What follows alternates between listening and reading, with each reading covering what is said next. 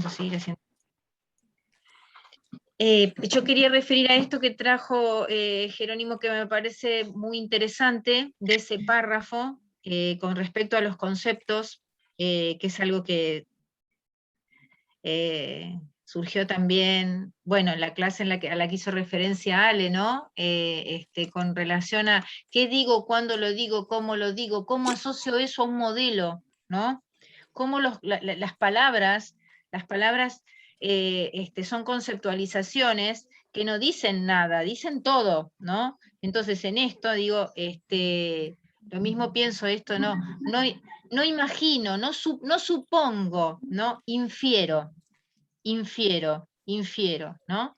De aquello que leo, de aquello que observo, infiero, no interpreto, infiero, porque inferir se implica en lo más cercano a aquello que está siendo o tratado de ser visto con la mayor objetividad, ¿no? Me parece que ahí es importante, y ese es un párrafo para leer varias veces, porque ya digo, las palabras no son inocentes. Las palabras no son inocentes. En el hilo del texto, digo, hay toda una línea, es importante también eso a veces sobre cuando escribimos, ¿no? ¿Se acuerdan? No sé si lo dije no sé cuándo lo dije ya, pero esto de decir, cuando llegamos al plan de clase, ¿no? El plan de clase muestra una línea en las palabras que usamos. Cuando definimos los momentos de la clase, o si definimos momentos de la clase o no los definimos, cómo narramos las acciones, ¿sí? Lo mismo pasa en el proyecto, cuando ustedes eligen el verbo, que va a definir, la intencionalidad, cuando ustedes generan la intencionalidad, bueno, en este caso voy a aclarar algo porque me parece importante, ¿no? Que no sé si por ahí lo hemos aclarado. Hay alguien que tiene el micrófono, voy a desactivar micrófonos ahí. Que es importante aclararlo con respecto a esto. Ustedes van a ir a un programa, ¿no? Para hacer el proyecto, que es el de la institución educativa que van a identificar en el informe de observación, ¿sí? Y ahí van a ver cómo está armado el programa, cómo define las intencionalidades, ¿no? Como ustedes se supone que son profesores que van a estar en esa institución y que proyectan para esa institución, van a tener que enunciar, esto sí, enunciar sus intencionalidades en consonancia con la forma de enunciar que tiene el programa de la institución sobre la que están proyectando, ¿sí? ¿Esto qué quiero decir? Si la intencionalidad está enunciada como objetivo, ustedes la van a enunciar como objetivo. Si la intencionalidad está enunciada como expectativa de logro, ustedes la van a enunciar como expectativa de logro. ¿Puede haber un desfasaje entre el título y cómo esté enunciado? Puede ser. Acá se dio un tema muy interesante en el práctico de la Comisión EF, porque hubo un debate en relación a los discursos de los paradigmas y los discursos y las mixturas que aparecen en los discursos del territorio de las instituciones educativas, ¿sí? Y ese es un análisis que ustedes también se van a dar ahora, cuando accedan a el programa de la escuela sobre la que van a planificar y sobre un montón de dudas que van a tener, y que esas obviamente las vamos a charlar y las vamos a definir en los foros, ¿sí? Bien. Deben estar almorzando. Imagino que tienen todas las cámaras apagadas, salvo los que no, el resto debe estar almorzando.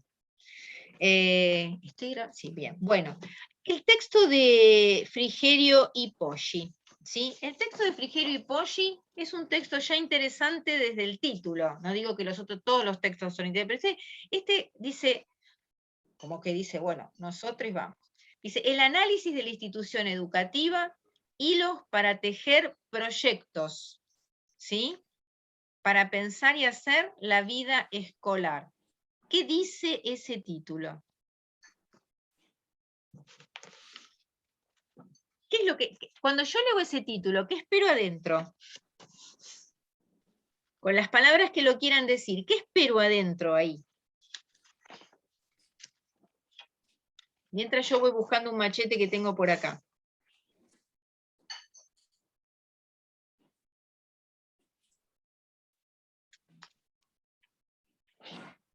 Y que va a tratar de recopilar la mayor cantidad de análisis de las distintas instituciones educativas para realizar un proyecto.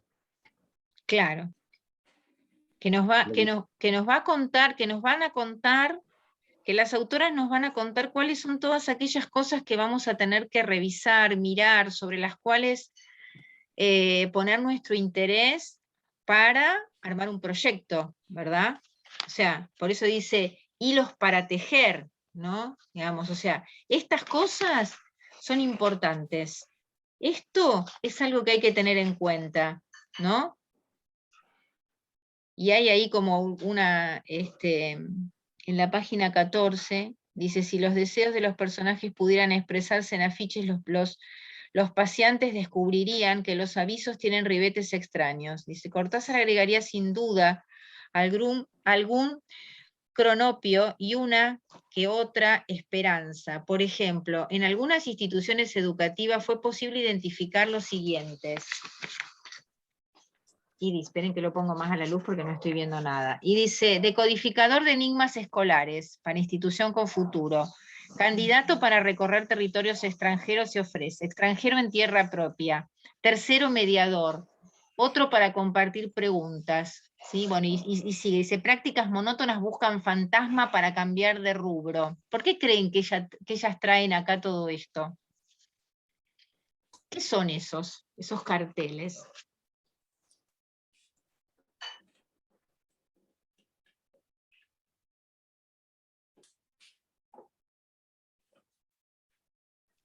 Esos carteles ahí son formas de revisar las instituciones, son cosas que pasan hacia adentro de las instituciones, son situaciones institucionales, ¿no? Es lo que define los distintos tipos de cultura institucional, ¿no? O sea, la cultura institucional se da en la lectura de las diferentes cosas que aparecen, cosas, situaciones, climas que se dan en los pasillos, en las aulas, ¿no? En los diálogos, ahí se definen las culturas institucionales. La cultura institucional sería como el telar, vamos a pensarla, ¿no? Vamos a pensar como el telar en el cual todos esos hilos, ¿no? Se colocan y se van entrelazando y tejiendo, y que además la conforman, ¿no? Porque es como un ida y un ida y vuelta. ¿Qué piensan de esto? Profe, lo que decís tiene Sí. que ver con lo que ellas expresaban en la página 12, que las instituciones educativas tuvieron que ver con una manera de expresar un proyecto social. Sí, indudablemente, indudablemente, indudablemente. Porque acá pensemos que como tenemos que pensar en que a través de este texto, en una historia de la educación y en una historia de la escuela, en una historia de la escuela. ¿Para qué la escuela? ¿Para qué la escuela? Profe, Sí, y también tener presente que las instituciones y las escuelas cambian y pueden cambiar. O sea, como que no es llegar a una escuela y decir, uy, mirá la mirada que tienen, bla, bla, bla, y te quedás ahí y te amoldás. No, vos podés meter cambios y, o sea, impulsar, ¿no? Sí, esto Carlotti yo le sumaría, cambian, pueden y deben. Y deben. Y deben, y deben. Y el deber es algo que tenemos que asumir, ¿no? Como sujetos que nos estamos incorporando a las instituciones, ¿no? O sea, tenemos el deber. Ya lo dije, Claro, creo. pero a su vez, para poder generar ese cambio hay que saber cómo se originó esa escuela, qué base instituida tiene. Totalmente. Digo, miren, hay una cuestión que es interesante que yo hoy la traje, ¿no? Y es decir, bueno, pensar en qué año en qué año y en qué situación, tanto desde la política educativa como el contexto sociohistórico de un país, estos textos fueron escritos. Los textos no son inocentes, digo, se escribe en el marco... Sí, justo eso le quería comentar y no se escuchó, que digo, que tiene que ver con la política secundante, porque bueno, el contexto sociopolítico determina la cultura escolar, o sea, no están separadas, y muchas veces nos pasa de llegar a una escuela y tener un director con una mirada política muy sesgada, a mí me pasó, y tener que ver que los actos patrios se transformaban en actos proselitistas, y en este momento más que nunca se está viendo también todo eso, de cómo la mirada política atraviesa la escuela y las instituciones, ¿no? En general. De cómo estamos atravesados fuertemente, ¿no? Y a veces el proyecto de la escuela se deja de lado por otro proyecto que no es el de la escuela en realidad. Bueno, sí, ahí yo... Agregando, sí, profe, Pero los autores, o no sé si eran ellas, que dicen que sí, la política influye, pero no determina. O sea, eso como que hay un... a lo último del texto decía, como que un montón de cosas políticas sí te van a influir claramente, pero como que no hay que rendirse igual, porque no lo va a determinar. Pero bueno, después en la práctica debe ser distinto. profe, No sé cómo Sí. encarar esa situación. ahí agregando un poco lo que decía Ana Laura, y sí, un poco contestando tu pregunta, son dos textos que se escribieron con dos leyes de educación diferentes.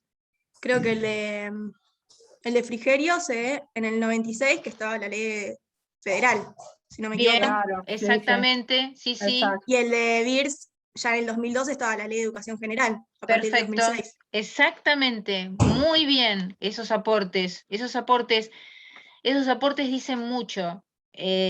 Primero, y un poco para hilvanar esto, que están diciendo que fue Macarena la última que habló, ¿verdad?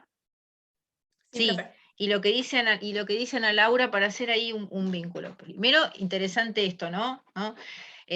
Obviamente que desde la 1420 hasta la federal y la educación general, no podemos decir que estuvimos desprotegidos, porque hubo leyes y normas recurrentes que estuvieron ahí siempre dando vueltas, pero como leyes el peso la tuvieron esas que fueron nombradas recién por Macarena. ¿Qué son las leyes? Obviamente las leyes son parte de líneas de políticas y de decisiones políticas sobre la educación, ¿no? Si tenemos que pensar que desde la 1420, después de la ley federal y después la otra, tuvimos 3 leyes hasta el día de hoy, digamos, wow, bueno, o 4 con la última, 26.206. Pero digo, si nos vamos a poner a pensar ahí, tenemos que pensar que la educación, en función de las instituciones educativas, siempre fue un proyecto político, ¿no? En relación a ¿por qué la escuela? ¿Qué fue la escuela? La escuela fue un proyecto político. La escuela, la primera escuela de la modernidad, digo, fue un proyecto político. Fue la idea de revisar la forma en la que pudiésemos ser disciplinadas en torno a determinadas ideas. Bueno, ¿cuál fue la institución que cumplió ese rol? ¿No? Fue la escuela. O sea, hay una tradición en el marco de las instituciones educativas en relación a ese propósito, ¿no? Eso en primer lugar. Después, obviamente que más allá, hay una ley de educación, y de esa ley, obviamente, después hay políticas educativas que se desprenden de cada gobierno, en cada provincia, ¿no? Si ustedes revisan en relación, por ejemplo, a la cuestión de género, la única ley provincial que tiene muy afianzado esto y que lo refiere es la de la provincia de Buenos Aires. De la misma manera, en cuestión de género, digo, en la organización de lo que es la educación en las clases, ¿no? O sea, el resto de las provincias, algunos no lo toca y otras lo soslaya. O, por ejemplo, cuando la ley nacional no tomó a la educación física como modalidad. Nosotros, no sé si ustedes si leen la ley nacional y la ley provincial, la educación física era parte en la ley nacional, es parte en la ley nacional de una currícula opcional para las provincias. Es la provincia la que la define y la pone como modalidad, pero no aparecíamos como modalidad en la ley nacional, ¿sí? Esas son políticas educativas también. Eso es interesante leerlo, porque cuando nos preguntamos dónde estamos, por qué estamos, bueno, eso también tenemos que saber, ¿no?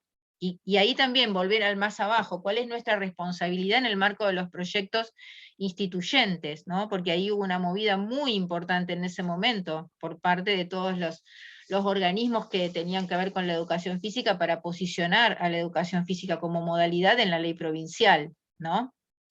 Acá me están escribiendo en el chat y yo, perdón que no los leo, un acto político tiene contenido. Vamos a ver acá, vamos a leer acá. Uy, un montón. Tomás dice, buenas, no tengo micrófono, pero si la escuela no está marcada por la política, ¿qué lo estaría? Digo, la escuela es un lugar altamente político. Mariano dice, la educación es un acto político totalmente.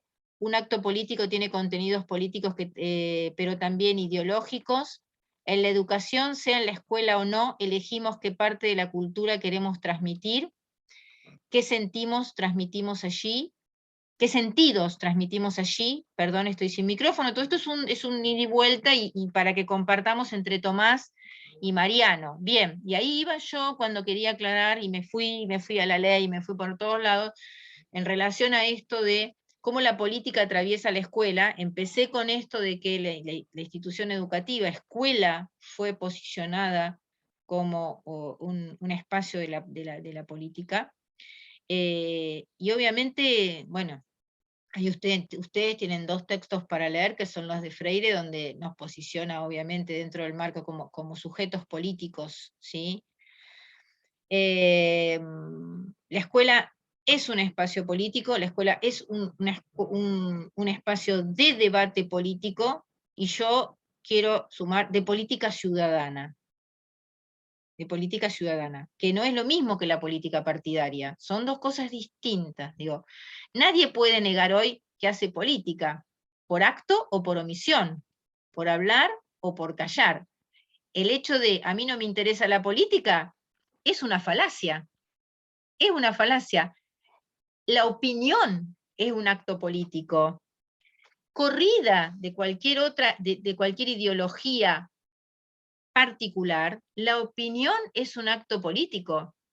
En la lectura de estos textos, todos tuvimos un posicionamiento político, ya sea a través del conocimiento previo que tenemos de situaciones en las que estos textos fueron escritos, como dijo Macarena, ¿sí? En relación a, bueno, en el momento en el que esto fue escrito, pasó esto con la educación. Esta ley era la que estaba marcando el camino. Y ahí uno empieza a pensar, ¿este texto cómo surgió? ¿Como aliado a una ideología política o como enfrentamiento a una ideología política? La educación está impregnada de política por todos los costados por donde uno la mire, ¿sí? Yo entiendo lo que dice Ana, que es cómo miramos a la institución educativa en el marco de la política y qué cosas hacemos entrar a la escuela en el marco de la política, ¿sí? Ahora, indudablemente que la institución educativa es un espacio político, ¿sí? De debate político. ¿De políticas qué? De políticas ciudadanas, de ideas, de ideas. Esto es fundamental poder entenderlo, de ideas.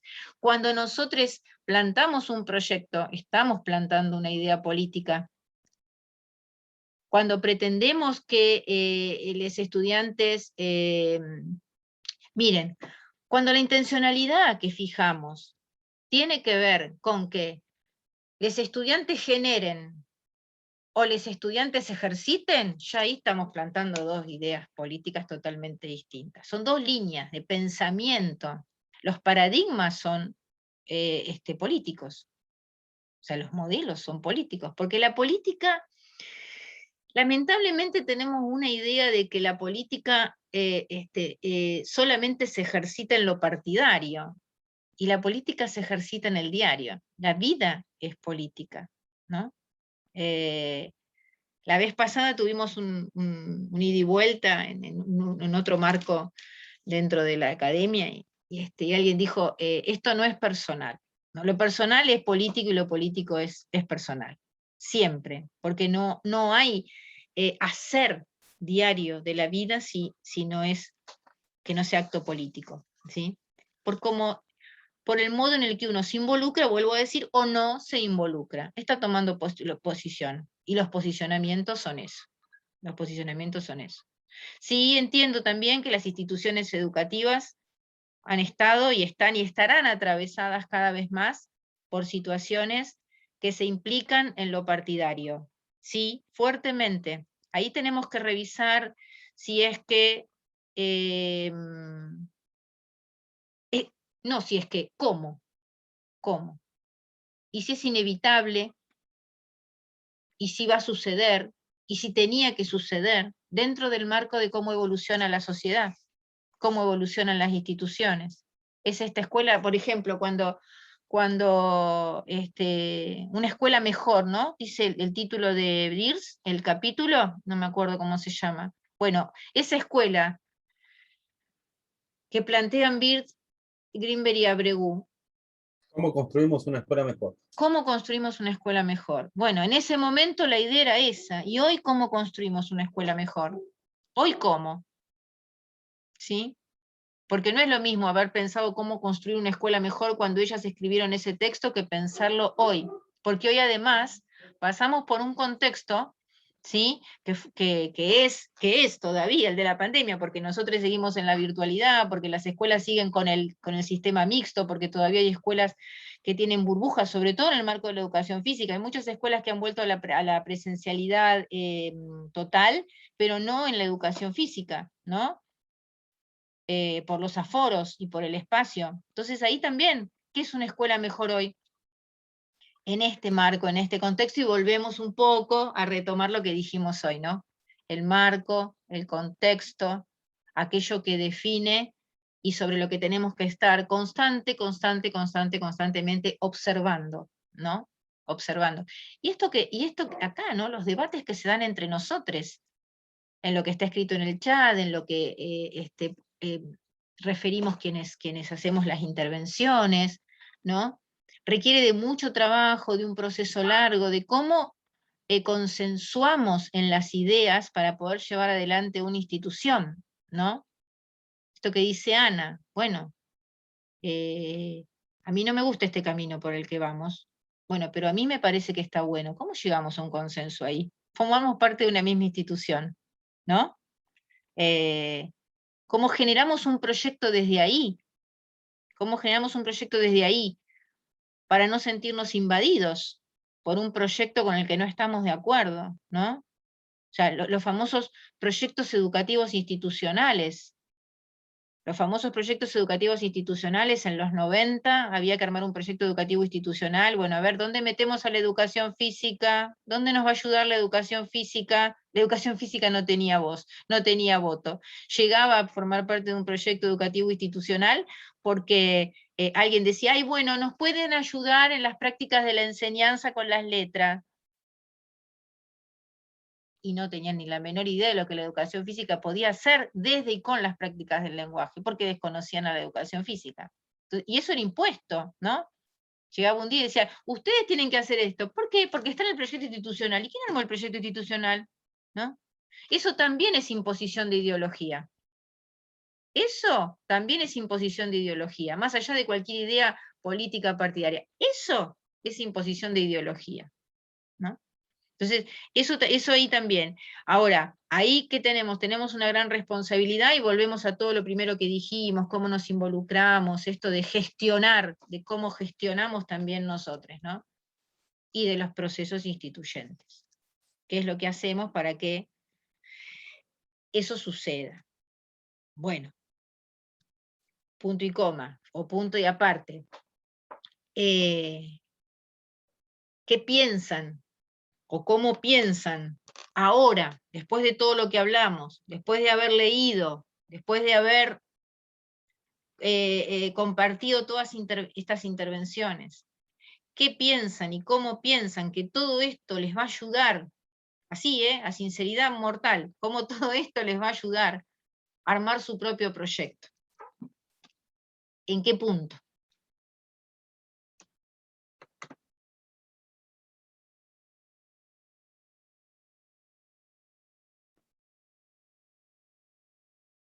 ¿Están ahí o estoy sola? No sé, porque hay gente hay gente que veo que Ana la veo que se mueve, Carlota la veo que se mueve, ahí Ximena también iba a hablar, me parece. Sí. Vamos. Yo creo que lo que nos sirven estos textos es como para tener una visión más crítica, tener la posibilidad de tratar desde nuestro lugar, de aportar a que la escuela cambie, a que nuestros alumnos sientan que las actividades que hagan con nosotros les sirven, y que sea un tiempo que valoren, y que nosotros también podamos aprender y dejarnos influenciar por todo lo que va pasando durante las clases y los contextos. Recién con lo que hablabas me hizo acordar de que el profe que habló en nuestro práctico, que lo que él decía es de que lo bueno de la pandemia fue de que pudieron tener un montón de reuniones entre los profes de educación física, que antes no las lograban tener, con esto del Zoom, que todos se acostumbraron, y que les sirvió un montón como para crecer desde la educación física del lugar. Entonces creo, bueno, dejarnos sorprender por las cosas que pasan, por las situaciones, y lograr con eso generar cambios. Sí, yo voy a tomar lo primero que dijiste, una visión más crítica, y entonces me voy a preguntar y me voy a contestar. Y me voy a preguntar, ¿qué es una visión crítica en el momento de estar armando el proyecto? ¿O qué es una visión crítica en general? Porque, digo, nosotros a lo largo de toda la carrera, todo el tiempo está una mirada crítica y reflexiva, una mirada crítica y reflexiva, una mirada crítica. ¿Qué es una mirada crítica y reflexiva? Y en el marco de esto, creo que pensar en una visión crítica es poder pensar, mientras me siento a hacer el proyecto, ¿no? Preguntándome. Yo había tomado porque yo les cuento que a veces vuelvo a escuchar las grabaciones de los teóricos, de los prácticos, ¿no? Y yo había mencionado fuertemente esto de estar pensando cuando hago el proyecto, ¿no? El proyecto anual, bimestral, el proyecto como plan de clase y demás, había mencionado algo de ¿para qué? ¿No? Siempre estar pensando esto de preguntarme, ¿para qué? ¿Para qué? ¿Para qué? Y yo quería aclarar esto, ¿no? Porque me pareció interesante, y no desde el para qué no desde un punto de vista utilitario, no desde un punto de vista de para qué va a servir esto, ¿no? Sino en función de qué lo posiciono allí, pretendiendo que sea aprendido, ¿sí? Y cómo pretendo que sea, cómo lo voy a enseñar y cómo pretendo que sea aprendido, ¿no? Desde ese lugar, desde el análisis, el para qué, y no desde lo funcional, que me pareció que por ahí, y sobre todo, ¿por qué? Porque al volver a leer el texto, Grinberg, en la página 130, que creo que es anterior a lo que nos corresponde leer a nosotros, pero habla ahí un poco sobre el tema. Me pareció interesante y yo dije, yo tengo que aclarar esto porque si no, cuando lean el texto, va a sonar como que mi apreciación fue dentro del marco de lo funcional y utilitario, y no, sino desde el hecho de esto que dice ahora Ximena, de estar preguntándome constantemente, en la medida que voy haciendo, cuestionarme, y no poner la intencionalidad y decir, a ver cómo suena, a ver, está medio relacionada con la general, bueno, listo, está genial, acá dice, la general dice capacidades motoras, yo acá pongo capacidades motoras y listo. No, sino preguntándome, ¿por qué? O decir, cuando pongo ejerciten, ¿es lo mismo que ejercitar? Están enunciados en diferentes tiempos verbales. Y eso refiere a un modelo. Eso también me lo tengo que poner. Esa es una visión crítica al momento de hacer el proyecto. ¿Se entiende lo que digo, por dónde voy? Eso es tener una visión crítica al momento de hacer el proyecto. Tener una visión crítica al momento de hacer el proyecto es pensar que no dé lo mismo que para la idea del trabajo de las capacidades motoras condicionales, para lo que yo quiero, pienso y refiero a la institución para la que estoy planificando, no es lo mismo trabajar por circuitos que revisarlo en clases de gimnasia, desde otro lugar. ¿Se entiende? Ahí, esa es la visión crítica. Es el de la pregunta constante. Cuando trabajamos en los espacios de los teóricos y en los espacios de los prácticos, ¿sí? La implementación de la visión crítica está en esta pregunta constante hacia ustedes. Eso es pretender que se formen en el marco de la visión crítica. ¿Sí? Eso, ¿no? La pregunta hace al entorno de la visión crítica. Voy a ver quién escribe acá. Jerónimo dice, los textos nos van a ayudar a tener una perspectiva crítica y reflexiva, y desde qué paradigma concibo la educación física al alumno. Rescatando el aporte de Frigerio y Poggi, no olvidamos que los proyectos jamás son neutros. Los proyectos dan cuenta y se sostienen en una posición ética, totalmente. Y acá les voy a decir de la importancia de la fundamentación en el proyecto. Cuando ustedes armen su fundamentación en el proyecto, ahí, a partir de ahí nos van a marcar esta idea de no neutralidad que cada uno va a tener, ¿no? Pero no una neutralidad, porque lo aclara muy bien Jerónimo, no una neutralidad porque sí, sino una neutralidad porque están paradas en un paradigma, ¿no? Lo mismo va a pasar cuando seleccionen los contenidos y seleccionen los temas. No es nada más que seleccionar contenidos y temas. Cada contenido seleccionado, cada tema que se desprende de ese contenido es un posicionamiento. Es un posicionamiento, ¿sí? Miren, el momento de armar la evaluación en el proyecto también es un posicionamiento. El tipo de evaluación que ustedes, que obviamente se tiene que desprender del formato de intencionalidad que están generando, ¿no? O sea, de ahí se tiene que desprender, porque el proyecto tiene que tener un hilo conductor, ¿no? Que se relacionen todos sus elementos y que además se vinculen con el posicionamiento que ustedes tienen. Y ahí, en el momento de la evaluación, también va a haber un posicionamiento fuerte, sobre todo, porque la evaluación no es un acto menor. La evaluación no es un acto menor. Y no olviden, bueno, ya lo vamos a ver cuando hablemos de evaluación, no olviden que la evaluación es como la observación.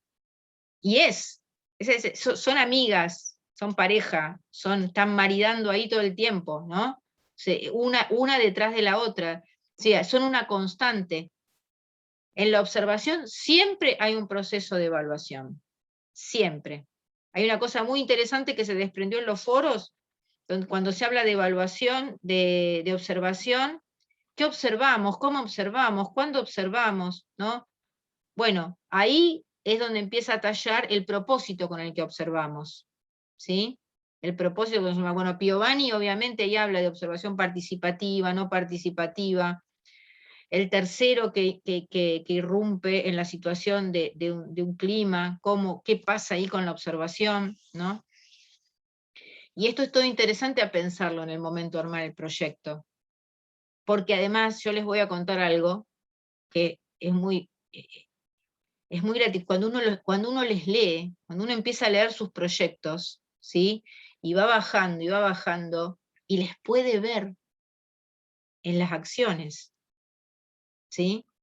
Parece loco, pero es así. Es decir, 3 hojitas, sí, en 3 hojitas, uno ya sabe lo que posiblemente pudo haber visto, infiere lo que posiblemente pudo haber visto ahí en la clase, ¿no?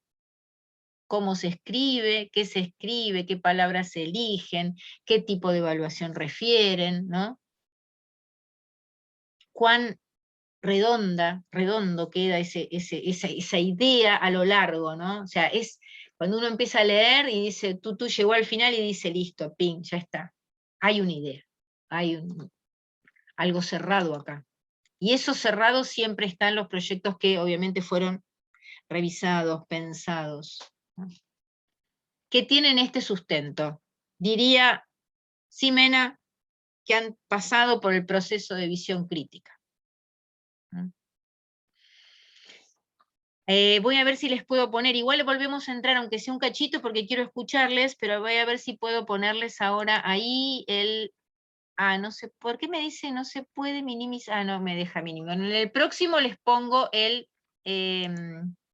no, lo tengo acá, perdón, esperen. A ver si lo puedo encontrar. Para la asistencia. A ver.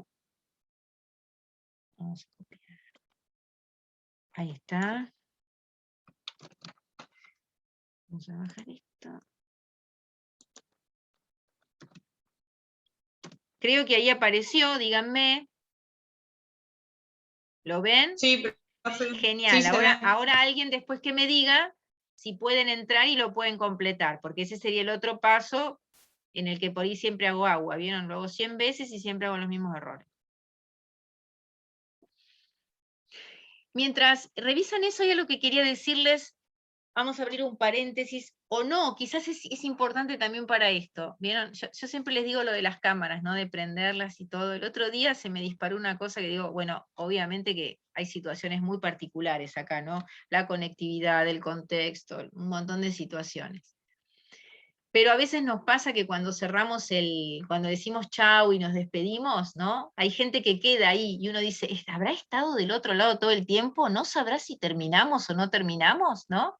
Y a veces lo relaciono también con cuando uno da la clase presencial y piensa que los estudiantes están escuchando y en realidad no, tienen la cámara apagada. Bueno, esto va a pasar muchas veces. Muchas veces. ¿Pudieron entrar? Sí, profe. Bien, Sí, genial. profe, sí. Bueno, nos queda 1 minuto 20, vamos a entrar, aunque sea un cachito más al otro, porque quiero escuchar. Bueno, gracias Mili, feliz día, profe Compa, sí, feliz día, profes, feliz día porque ya hay que festejar. Digo, ya se los dije una vez, el cartón es un símbolo importante. Tiene un significado muy valioso, de mucho peso. A veces para los demás, para UNE también. Pero, ¿quién puede decir acá que ya no son profes? Tantos años, ¿no? Y hay una intención, creo, que eso es lo valioso. Uno es cuando tiene la intención de ser. Esa es otra cosa, ¿eh? Uno es cuando tiene la intención de ser, ¿sí? Así que feliz día, profes, sí, a todes, a todes, a todes. Se va a cortar, yo voy a salir, así entramos rápidamente al otro, ¿sí? Vamos.